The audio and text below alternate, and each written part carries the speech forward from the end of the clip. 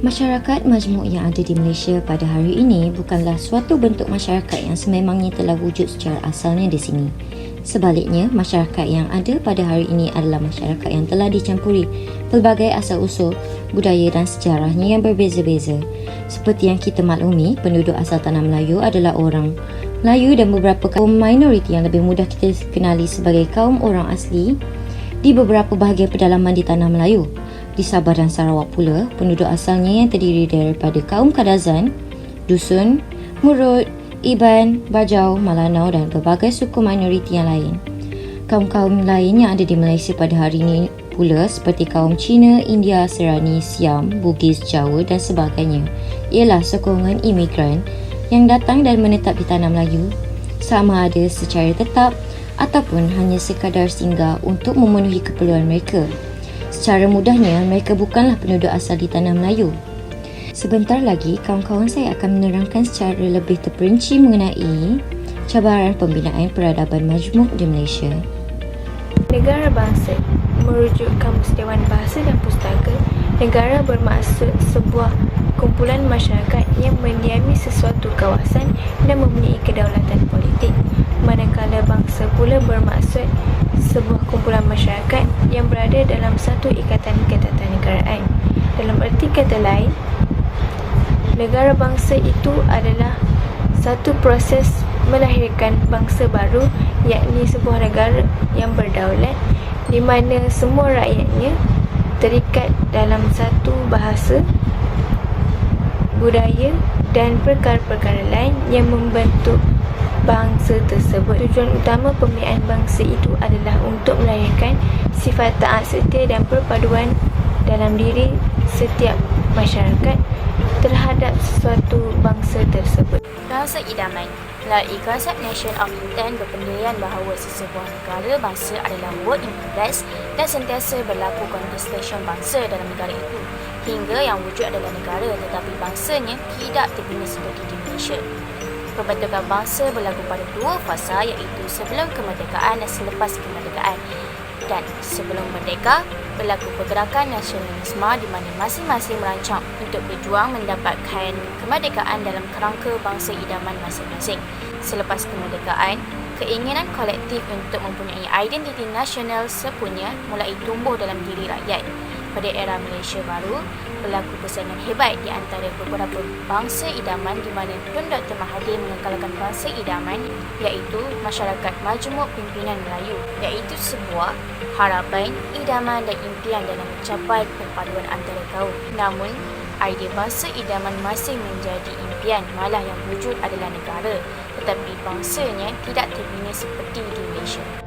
Masyarakat majmuk, masyarakat yang berbilang kaum di tanah Melayu telah dipisahkan oleh tiga faktor, iaitu faktor ekonomi, sistem pendidikan dan tempat tinggal yang berbeza sejak sebelum Perang Dunia Kedua lagi. Hal ini boleh dilihat apabila masyarakat Melayu tinggal di kawasan kampung yang berhampiran dengan laut atau sungai dan bekerja sebagai petani dan nelayan. Manakala masyarakat Cina pula tinggal di kawasan bandar, pekan dan kampung Cina yang mengusahakan perlombongan dan perniagaan. Sementara itu, majoriti orang India adalah buruh estet yang menjalankan kehidupan seharian mereka di kawasan estet. Ketiga-tiga kaum ini menghantar anak mereka ke sekolah yang berasingan. Bagi kaum Melayu, mereka menghantar anak mereka ke sekolah pondok atau sekolah Melayu. Manakala bagi masyarakat Cina dan India, masing-masing menghantar anak mereka ke sekolah Cina dan India. Tidak dapat dinafikan, semua pengasingan ini telah menghadkan interaksi antara kaum yang menjurus kepada kurangnya konflik yang berlaku antara kaum. Walau bagaimanapun, perasaan tidak puas hati terhadap kaum lain dapat dilihat dalam akhbar kaum masing-masing. Malaysia merupakan negara yang mempunyai berbagai agama dan kepercayaan. Penganut agama yang berbeza perlu saling memahami dan menghormati antara masyarakat. Walaupun kebebasan beragama adalah dijamin oleh perlembagaan, terdapat kes yang melibatkan isu-isu kebebasan beragama yang menjadi perdebatan seperti isu pemeluk agama yang murtad atau hak untuk menukar agama. Selepas mencapai kemerdekaan, masyarakat Malaysia melalui fasa perubahan yang mengakibatkan masyarakat Melayu telah kehilangan hak kebebasan kebebasan mutlak. Terdapat berbagai cabaran yang perlu dihadapi dalam mengekalkan hubungan muhabbat atau toleransi beragama, termasuk kesenggangan generasi. Fenomena yang berlaku ini adalah disebabkan perubahan gaya hidup yang berlaku akibat daripada kebesatan aliran sistem komunikasi. Hal ini meluaskan lagi ruang setiap masyarakat untuk bersikap individualistik dan melunturkan rasa kepedulian terhadap sosial dan juga sikap agnostik terhadap kepentingan agama di kalangan warga Malaysia. Dominasi kaum atau etnik tertentu terhadap sesuatu agama ada kalanya mempengaruhi interaksi sosial antara masyarakat majmuk. Aspek pendidikan diberi penekanan memandangkan pendidikan mampu mengubah taraf hidup sesebuah masyarakat. Sistem persekolahan di Malaysia terdapat 3 jenis aliran, iaitu Sekolah Kebangsaan (SK), Sekolah Jenis Kebangsaan Cina (SJKC) dan Sekolah Jenis Kebangsaan Tamil (SJKT). Ini kerana di Sekolah Kebangsaan mereka menggunakan bahasa Melayu, di Sekolah Cina mereka menggunakan bahasa Mandarin dan di Sekolah India mereka menggunakan bahasa Tamil. Alasan utama ibu bapa Cina dan India tidak menghantar anak mereka ke sekolah kebangsaan kerana faktor bahasa pengantar digunakan. Mereka tidak mahu anak-anak mereka menjadi Melayu dan tidak pandai menggunakan bahasa ibunda mereka. Oleh itu, sekolah wawasan telah dicadangkan dan diusahakan oleh pihak kerajaan di mana ketiga-tiga jenis sekolah aliran ini diletakkan dalam satu sekolah. Konsep wawasan ini merupakan konsep terbaik sebagai usaha kerajaan untuk mengintegrasikan rakyat Malaysia dalam berbilang kaum. Ianya dapat merapatkan lagi jurang pemisah antara etnik di Malaysia. Sebagai contoh, pembelajaran abad ke-21 dalam Kepelbagaian Budaya adalah untuk mewujudkan perpaduan antara kaum dan etnik di Malaysia agar dapat menghapuskan prasangka buruk dan stereotip dalam kalangan rakyat. Isu semasa dan cabaran yang terakhir adalah kurang interaksi antara kaum. Bagaimanakah kurang interaksi antara kaum menjadi salah satu isu untuk mewujudkan peradaban majmuk di negara Malaysia? Hal ini kerana dasar-dasar British pada suatu ketika dulu terhadap buruh seperti penempatan, pekerjaan, pendidikan, kesihatan dan layanan membezakan kaum mengikut pemikiran stereotip. Sebagai contoh, orang Melayu ditempatkan di ladang untuk bekerja sebagai petani, orang Cina pula bekerja di lombong, manakala orang India pula bekerja di ladang getah. Sekiranya permasalahan ini menjadi semakin teruk dan tiada jalan keluar, negara majmuk tidak dapat dibentuk, malah ekonomi dan pembangunan negara juga akan menjadi semakin merunding.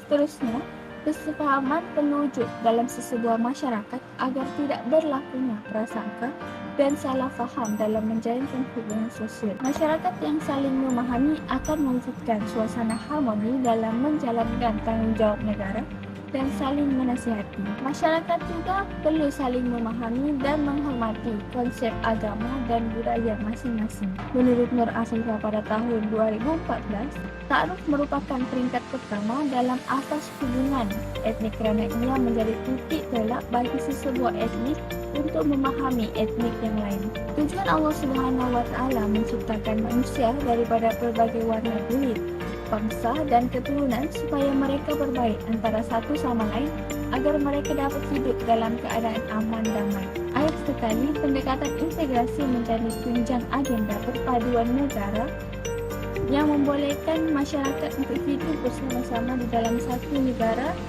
dalam suasana yang harmoni, di samping mengekalkan identiti dan ciri bangsa masing-masing. Harmonian dan kesejahteraan dalam hubungan masyarakat akan hanya dapat diwujudkan jika setiap individu mempunyai pemahaman yang baik terhadap peranan masing-masing untuk menerapkan nilai murni dalam interaksi sehari-hari.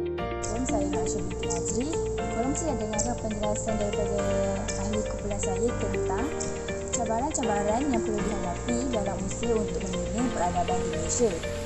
Seperti yang kita tahu, ada 3 cabaran. Yang pertama sekali agama, yang kedua pendidikan dan yang ketiga adalah kurang interaksi antara kaum. Ketiga-tiga cabaran ini berpunca daripada tiadanya semangat perpaduan dalam setiap diri individu. Menurut Kamar Dewan Perdana, perpaduan merupakan penyatuan dan darjah ataupun jenis penyatuan yang dipamerkan oleh sekumpulan sesebuah masyarakat ataupun kumpulan jiran. Perpaduan juga amatlah penting untuk membentuk sebuah negara yang maju dan sejahtera. Tak kiralah warna kulit, agama, bangsa ataupun pekerjaan seseorang itu sekalipun, kita mestilah bersatu padu untuk mencapai perpaduan bagi menjamin keamanan dan kemakmuran negara. Tanpa adanya perpaduan, amat mustahil kemakmuran dan kesejahteraan hidup rakyat boleh dicapai. Itu sahaja daripada saya. Bersatu kita teguh, bercerai kita roboh. Sekian, terima kasih.